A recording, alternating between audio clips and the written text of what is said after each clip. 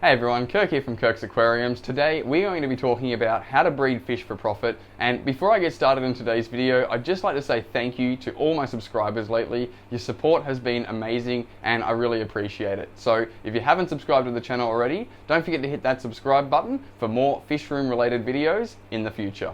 With all that out of the way, let's get started in today's video. So breeding fish for profit is pretty much a topic that most fish hobbyists get into eventually down some point in their hobby, and it's one of those things where a lot of people struggle to start off breeding fish for profit, or they don't know what fish to breed for profit. And so I'm going to try and explain to you guys today based off my own experience. I've been breeding fish now for the last 3 or 4 years, and so I've got a little bit of experience under my belt. Keep in mind that there is more other ways you can do this, but this is just the way I've been doing it and I've had great success with it so far. So the first thing is, don't go out and buy a whole heap of tanks and equipment. That is the number one rule. Just start off small. You don't need 1 million fish tanks to make $1 million. You just need a couple of fish tanks to get yourself started. So that's the golden rule. First off is just start off with small, get yourself maybe 1 or 2 small tanks and go from there and expand as you need. So behind me, I've got a lot of tanks, and I've got a lot of tanks around me as well. I made that mistake of buying a heap of fish tanks at the start, and I ended up flooding myself with too many different varieties of fish. So I just want to make sure you guys don't make that mistake and you start this project off on a good start. So tip number 1, don't start off with buying a whole heap of tanks and equipment. You just don't need it. So it will help in the long run, but you don't need to have a heap of tanks at the start to be successful. The second thing is you want to start off with looking at what fish are going to be sold in a lot of mass quantities. So we're talking things like guppies, we're talking things like mollies, platies, shrimp, tetras, angelfish. All those type of fish sell in pretty large quantities, and so you want to kind of hone in on looking at picking 1 or 2 of those species of fish and going from there.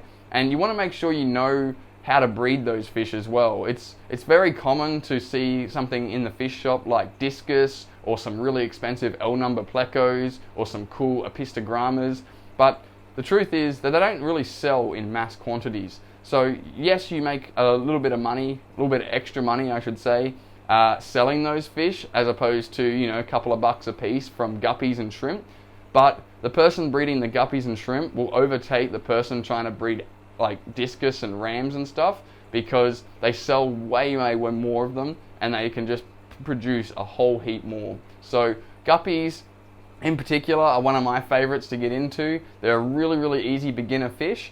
So all you have to do is go to your local fish shop, find some really nice colored guppies, just your standard fancy guppy, and get them home, put them through the worming treatment and stuff. I always recommend, if you're going to start breeding fish or just keeping fish in general, give them through like a round of at least the worming sort of treatment, because a lot of fish from wholesalers, and not all fish, but a lot of fish usually have parasites and worms in them, and so that's going to really hinder your success when it comes to breeding fish for profit. So that's, number 1, definitely get yourself some nice looking guppies. Get yourself maybe 3 or 4 females and 1 really nice colored up male. And you can get like different colored ones and mix and match if you wish, or you can find like a specific strain. Like I have my red tuxedo guppies here in the fish room and I really enjoy them, but you can get whichever color you like. Most people are going to love guppies, and they make a really good community fish and they sell really well to the general public. So that's really what your target audience is going to be here, is you really want to be finding fish that sell to the general public and not just to people that are sort of enthusiasts in the hobby, because enthusiasts in the hobby make up a very small percentage of the hobby as a whole, and it's like 90% is going to be the person, the kid, the family just starting out their fish tank and they just want to get some fish going and have some plants in there. So that's going to be your target market, and so guppies and most live bearers are going to be the way to go for getting started into this. So picking yourself out some guppies, you get them home, do your worming treatment. You're going to have them in a tank. I'd recommend have some sort of like plants in there or some sort of like moss, just to help the babies not get eaten by the adults, and that's going to really help get a higher yield when it comes to breeding the fish. You're going to want things like good food is going to be helpful. So you don't have to go crazy on the food, but you are going to want like a decent sort of a food, something that's going to be easy to digest for the fish, and the babies can sort of chow down on that as well. So other than that, you're pretty much just going to start off with 1 or 2 tanks, some guppies, and if you really want, you can get some shrimp. I think shrimp are a really, really good base starter as well, because shrimp, especially the red cherry shrimps, you can pick them up for a small investment, and within a few months you will have 10, 50 times the amount of shrimp, and you can sell them back to your local fish shop for like $1 a piece. So really, really good. Couple of things to start off with is your live bearers or some shrimp. They are going to be, in my opinion, some of the best starting fish/shrimp to get yourself going, and then you can just sort of work your way from there. Expand out into angelfish or something else, or some bristlenose if you wish. But that is pretty much what I would do if I had to start over again. Would just start off with some live bearers and then just work my way out from there. So you're going to be getting 25, 30 sort of guppies a month if you're doing it well. You can either keep a few of them as some future brood stock if you wish, so you can in the coming months expand and start pumping out a lot more fish. That's going to help you make a bigger turnover as well. And then you're going to be wanting to look at things that can supplement that. So if you're going to be breeding guppies, get yourself a good chunk of Java moss in particular, because you can't really buy Java moss in bulk from any fish shop. Like, fish shops can't buy Java moss in bulk. So if you start putting Java moss in with your guppy tank, and then you start making heaps and heaps of Java moss, that's another thing that the fish shops will really, really buy off you in mass as well, because they can't get enough of it. So you can get it on like wood and other things, but you can't just buy it from a wholesaler in just a big ball. So Java moss is definitely going to be one of those things that is really going to help elevate your sort of project and success when it comes to breeding fish. So we've got the guppies in the tank now, we've wormed them, we've got some Java moss in there for the babies to hide and just to add a few extra bucks into your sales. Now we're going to look at what you can do to further elevate that. So I like to have a second tank ready, and it doesn't have to be a crazy big tank. You can start off with like a 20 gallon or like a 2-foot tank if you're here in Australia, and just start off with taking as many of those baby guppies out of the adult tank as you can and putting them into that second tank. In doing so, you're going to reduce the amount of babies that are going to get eaten by the adults, because the adults unfortunately will eat the babies, especially if they don't have many places for the babies to hide. Your numbers are going to start to dwindle quite a fair bit when it comes to how many babies you're getting out of that tank. So if you can spot them when they're young, net them out, put them in that second tank, get them going on some baby brine shrimp or some real micro food, that's going to really help speed up their growth. And then from there, you can sort of just keep pumping out the guppies, and you can just sort of go from there. So that's what number 2 tip would be for me, is to start off small and then just expand as you need, and then pick fish that are going to be sold in mass quantities. That is definitely going to be one of the more successful ways to breed fish for profit. Tip number 3 is you want to be sort of looking for fish shop that you really know and like, and you've been in there a few times before, you've been buying fish, or you've been buying fish food or whatever it is from that fish shop, and you want to start developing a really good business relationship with that fish shop. Now, a lot of people think, oh, well, I'll breed 1,000 guppies and I will sell them to every single fish shop in my area. And while sometimes that will work, a lot of the times you're going to end up sort of burning yourself out in regards to some of the fish shops don't like when all their neighboring fish shops, their competitors, are selling the same sort of species of fish or color of fish. So if you've got 5 or 6 fish shops all within 15, 20 minute drive around you, just pick one of those ones, pick the best one or the one you get along with the most, and that is going to be your home fish shop. That's going to be your base to start off with, and really support that fish shop and let them know what you're planning to do, and let them know what you're looking at breeding and looking at selling them in the future. So a lot of people go into a fish shop and ask the fish owner, what fish should I breed for you guys? And the reality is, any fish that they are selling in that shop is going to be a good fish for you to start breeding. And they're not really going to know you that well at this point, and they're not going to know your skill set that well, and you're not going to know your skill set that well either, because you're just starting out. So if you come into the shop with a bit more of a plan going on, so hey, I'm coming in here, I've been breeding these red tuxedo guppies, I've got 50 babies growing up now, they should be ready in the next month or two, would you buy them off me? That is going to be a much stronger selling point for you than walking into the fish shop and going, what do you guys want me to breed for you? Because again, the fish shops they're going to sort of stonewall you, and they don't really know you that well, they don't know what you can produce, and they're sort of just going to give you a whole vague list of fish that they would think you could breed. And you might start off with going, oh, okay, I'll breed Apistogrammas for you, spend $60 on a pair of Apistogrammas, and then find out you don't know how to breed them. So now you're $60 down, you got fish you don't know how to breed, and then once you do figure out how to breed them, not many people really want Apistogrammas these days, so they'll sell, but not as quick as 50 guppies will. So you're going to get a lot more money starting out with something like guppies and live bearers, like I said, than you are going to just looking at that high dollar value. It's a common mistake. We've all done it.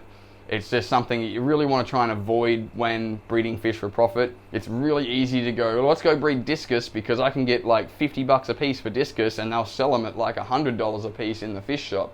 Whilst that might be true, it'll take you 3 to 6 months to get those discus up to sellable size. You're going to need a bigger tank to start off with the adult discus, and it's going to be a much bigger investment buying those adult discus or those small discus and waiting for them to grow up. So if you start off with guppies, most guppies in fish shops are reasonably cheap. They're some of the cheapest fish, and again, they are sold in mass quantities. So just remember that anything that sells in mass quantities is really going to be what you want to be putting your focus on, because again, like the cherry shrimp, they are sold in huge quantities. Most fish shops sell hundreds of red cherry shrimp a week, and you'll find that you can't produce enough red cherry shrimp to support just one fish shop alone. So start off small, get yourself going on that, and then work out from there. That is going to be your best tips for getting into this project.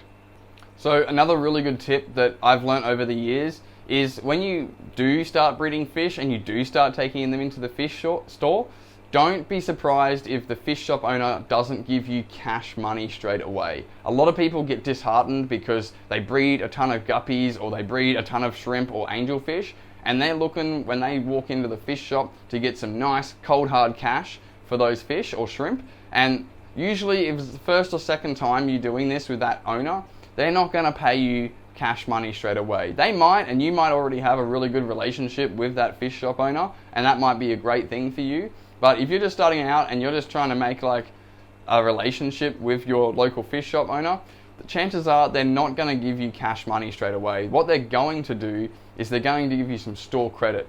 And store credit, as bad as it sounds, isn't actually that bad. Use the store credit to help fund your fish hobby, and you can get some food, you can get some more different colored guppies to really expand on that guppy front. You can get some different colored shrimp with that, so you might trade in 100 red cherry shrimp for $1 a piece, and they give you $100 store credit.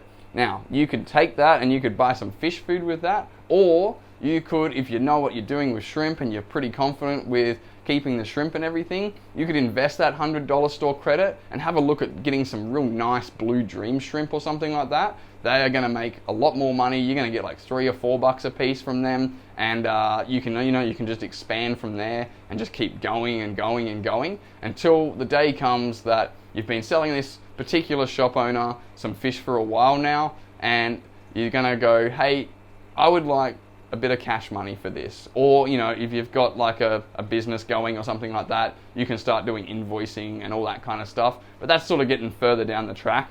So we'll keep it simple for now.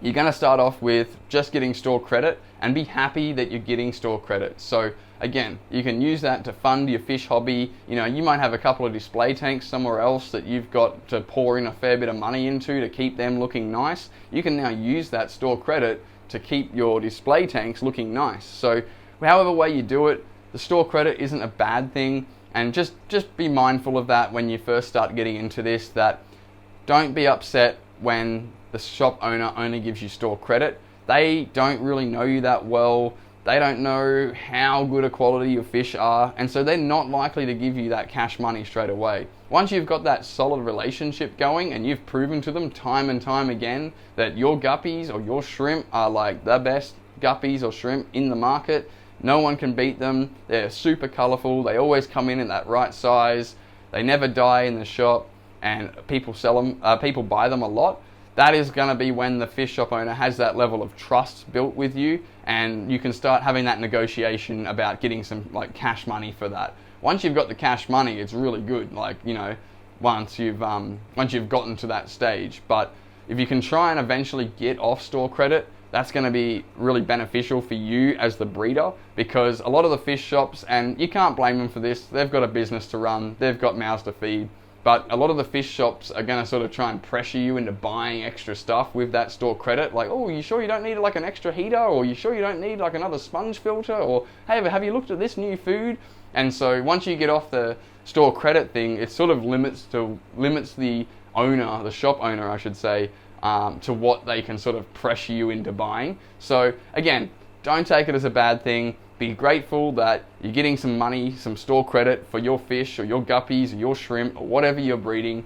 And like I said, you just want to be looking at what you can utilize out of those 2 tanks that you start off with. So like I said, you could keep the guppies in the tank with the Java moss, and then in a couple of months' time, you're now selling them baby guppies at, you know, that sort of medium size, almost full grown. You don't want to sell them real small, tiny baby fish, because they're not going to grow very fast in a fish shop, and they're not going to have that nice color on them. So you kind of want to hold off and make sure your baby guppies are sort of almost full grown before you start looking at taking them into the shop. Otherwise, it's going to be a bit of a rocky start for you, and the shop owner is not going to be super impressed if you're bringing them sort of like half-grown guppies that aren't really got much color in them, because they're not going to sell in their shop. So they're really not going to be that happy with you if you try and rush it. So just make sure before you take your first lot of fish into the fish shop that you've got a really good sort of strain going. The colors they're a really healthy quality fish. They've got a lot of size on them. You don't want to be sending in real scrawny fish, otherwise you're kind of just competing with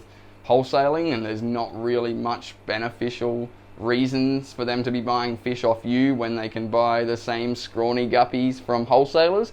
And I'm not bagging out wholesalers. Some wholesalers do a really, really good job of delivering high quality fish, but just what I've seen over the years, typically wholesaling, the fish aren't at the A peak sort of condition. So make sure your guppies stand out, and if you're doing guppies, that is, or just make sure any of the fish that you sell really stand out. They've got really good size on them, they're nice and meaty, and they've just got full of color. That is going to help you and the fish shop owner sell more of them, and the general public will usually pick fish that have got that real intense bright color to them. So that's going to be what you want to go for. Another thing is, if you're selling shrimp, try to not sell buried female shrimp. It's hard when you've got like a big tank and you're sort of netting out 100 at a time. You're probably going to accidentally get a couple of buried females in with what you're selling. But the more buried females you can keep yourself, and it is going to sound selfish, but the fish shop owner isn't going to sell buried females usually to the general public. One, because usually they don't do too well in transit, and their eggs don't be viable. And 2, they're going to keep those buried females because they know in a month's time that she's going to lay those eggs, and now they've got free shrimp that they can just grow up in that tank and sell them in the future. So what you want to do is try and keep as many of those buried female shrimp as possible, so that you can end up just expanding with more and more shrimp, so that you can meet the demands of your local fish shop, and he rings you up going, hey, I need 100 red cherry shrimp. You can be like, yep, I've got it, I'll be there tomorrow. And you can deliver 100 red cherry shrimp. And if you do that right, you can almost do that week after week after week. And that's really going to start wrapping up the money that you get making from this little project that you've started. So just keep that in mind as well if you are going to do shrimp. I really recommend people get into shrimp. I put it off for years, and I regret not doing shrimp earlier, because they've made me some really good money in the past, and they're still something I try and like mass produce still to this day. So always try and look at something that's going to be an easy fish to breed and you can sell in mass quantities.